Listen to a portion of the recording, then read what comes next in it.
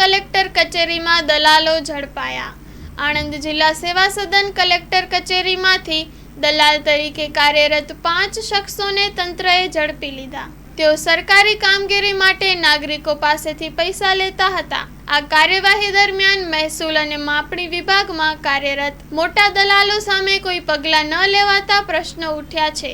Story report by Nandlal Bhanushali, Anand.